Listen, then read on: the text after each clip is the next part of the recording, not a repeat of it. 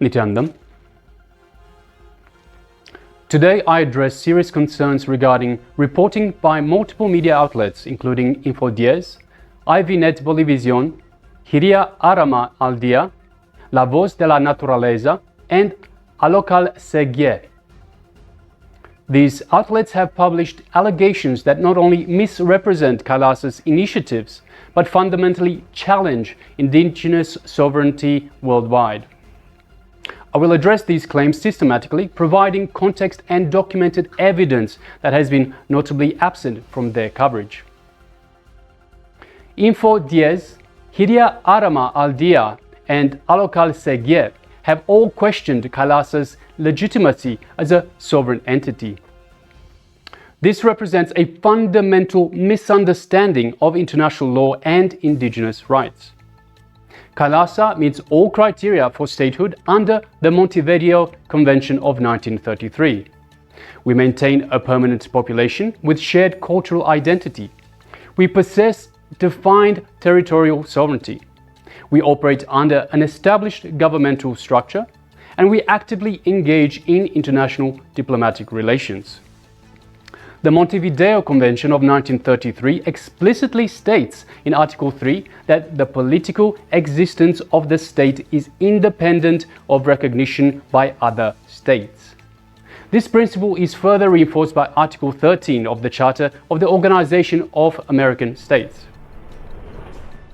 The doctrine of continuity in international law clearly establishes that political transitions, temporary territorial disruptions, or governance changes do not negate a state's existence, a principle applied to numerous nations throughout history. By characterizing KAILASA as fictional, these outlets effectively tell indigenous communities worldwide, your sovereignty is invalid unless approved by colonial powers. Info Diez and Alocal SeGye have mischaracterized conservation agreements as fraudulent land acquisitions. This fundamentally misrepresents the nature and purpose of these partnerships. Let me be very clear.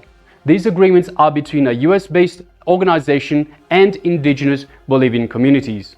They are conservation partnerships that explicitly respect indigenous ownership and sovereignty, not land acquisitions in any sense of the word. These partnerships focus on environmental protection and sustainable management, preservation of indigenous knowledge systems, cultural exchange and mutual support, humanitarian assistance based on community priorities.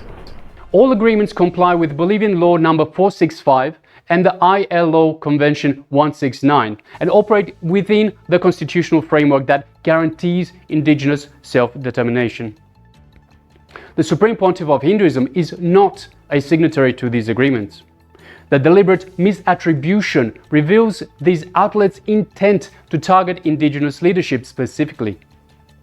Info Diez has alleged financial exploitation of indigenous communities, a claim that reveals a troubling colonial perspective on indigenous relationships. The economic components of these agreements represent investments in community development, environmental protection, cultural preservation, resources managed by the communities themselves according to their own priorities. Indigenous communities exercise their constitutional right to self-determination when determining the value of these conservation partnerships. To suggest they cannot determine fair value for their own communities denies their intelligence and agency. The fixation on monetary aspects reveals a capitalist framework that reduces sacred relationships to mere transactions, contrary to indigenous worldviews that value reciprocity and mutual support above financial considerations. Info Diez has claimed these partnerships violate indigenous sovereignty, when in fact they explicitly honor it. All agreements contain provisions that recognize and respect indigenous autonomy, governance structures, and decision-making processes. They operate within Bolivia's constitutional framework, which guarantees indigenous self-determination. Article 30, Section 2.4 of the Bolivian Constitution explicitly guarantees indigenous people the right to self-determination and territoriality. Article 36 of the UN Declaration on the Rights of Indigenous Peoples ensures their right to maintain and develop contracts, relations, and cooperation with their own members as well as other peoples across borders. The real violation of sovereignty is the paternalistic suggestion that indigenous communities need protection from forming partnerships of their choosing, a colonial mindset that treats indigenous people as incapable of making informed decisions. Info Diez has alleged attempts to impose foreign religious practices, a claim that reveals profound ignorance of both indigenous spiritual traditions and their historical connections. Hindu organizations promote religious freedom and respect for all spiritual traditions. The Supreme Pontiff of Hinduism has consistently taught and promoted respect for indigenous spirituality as expressions of universal consciousness. This allegation reveals a colonial arrogance in labeling one indigenous tradition foreign to another, as if indigenous spirituality must remain isolated in colonial compartments rather than recognizing common roots and shared cosmology. The profound spiritual connection between Hindu traditions and indigenous Bolivian cosmology are extensively documented by anthropologists and spiritual leaders. The Andean deity Pachamama, Mother Earth, and Hindu concept of divine feminine energy share remarkable parallels, as do concept of cosmic balance, reciprocity, and connection to nature. Info Diez and Jiria Arama al Dia have made personal attacks against the Supreme Pontiff of Hinduism, attacks that ignore extensive judicial exonerations. The Supreme Pontiff of Hinduism's lineage traces back through ancient spiritual institutions with formal recognition from traditional authorities. His 1988 appointment was in concurrence with the 68th Jagadguru Shankaracharya of Kanchi Kamakoti Peetham. More importantly, courts worldwide have systematically rejected the allegations these outlets continue to circulate. On February 2, 2024, the Gujarat High Court in India completely exonerated the SPH, the Supreme Pontiff of Hinduism, of all false charges of abduction and kidnapping, with the court directly interacting with the women falsely portrayed as being kidnapped. In the US, the Ohio Federal Court ruled in favor of the Supreme Pontiff of Hinduism and fined the false accuser nearly $500,000 in defamation. Medical evidence conclusively demonstrated that the allegations are biologically impossible. And also in India, the Karnataka High Court declared the Supreme Pontiff of Hinduism's arrest as illegal without any authority and contrary to law. The deliberate suppression of these judicial findings reveals these outlets' intent to persecute indigenous leadership regardless of legal facts. Info Diez and Jiria Arama al Dia have alleged improper engagement between indigenous representatives and government officials, effectively criminalizing normal diplomatic activities. What these outlets frame as controversy is actually standard diplomatic protocols followed by representatives of all nations seeking to build international relationships. Meeting with government officials is precisely how international relations function. These outlets imply impropriety in absolutely normal diplomatic activities, activities that would never question from Western organizations. This double standard reveals their colonial mindset that indigenous organizations should not engage in international diplomacy. Why are indigenous representatives uniquely denied the right to engage with government officials that representatives of all other organizations routinely exercise? This systematic attempt to criminalize normal diplomatic engagement reveals a true agenda preventing indigenous communities from building international relationships. Info Diez, Jiria Arama al Dia, and Alocal SeGye have alleged a pattern of similar activities across multiple countries.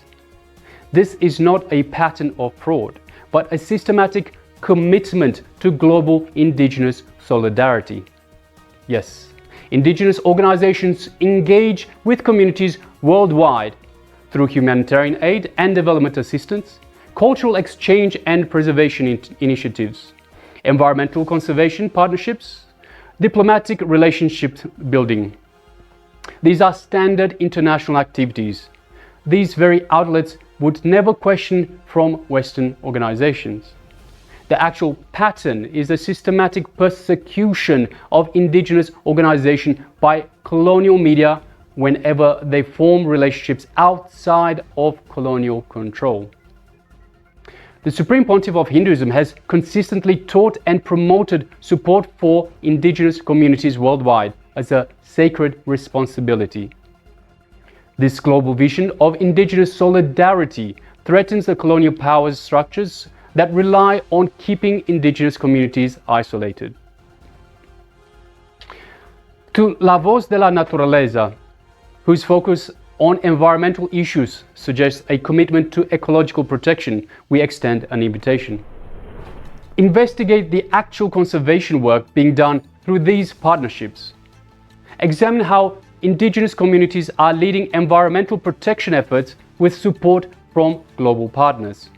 Compare these conservation initiatives with the environmental impacts of extractive industries like mining and oil and gas in the same regions. To ivNetBoliVision, we extend an invitation to balanced reporting. Speak directly with indigenous communities involved in these partnerships. Hear their perspectives on sovereignty, conservation, and international relations. Examine the constitutional framework that guarantees their right to self-determination and report on how these partnerships operate within that framework. True journalism requires hearing all sides, particularly the voices of indigenous communities whose rights and perspectives are at the center of these issues. What we're witnessing across these media outlets is not balanced reporting, but a pattern of misrepresentation that undermines indigenous sovereignty worldwide. We call on Info Diez, ivNetBoliVision, Jiria Arama al Dia, La Voz de la Naturaleza, and Alocal SeGye to report on judicial exonerations, which you have systematically ignored. Consult indigenous communities directly rather than speaking for them. Examine the constitutional protections for indigenous self-determination. Apply consistent standards to indigenous diplomatic initiatives. Investigate actual threats to indigenous sovereignty from extractive industries. KAILASA remains committed to supporting indigenous sovereignty, environmental protection, and cultural preservation worldwide. We will continue our diplomatic initiatives with transparency and respect for constitutional frameworks.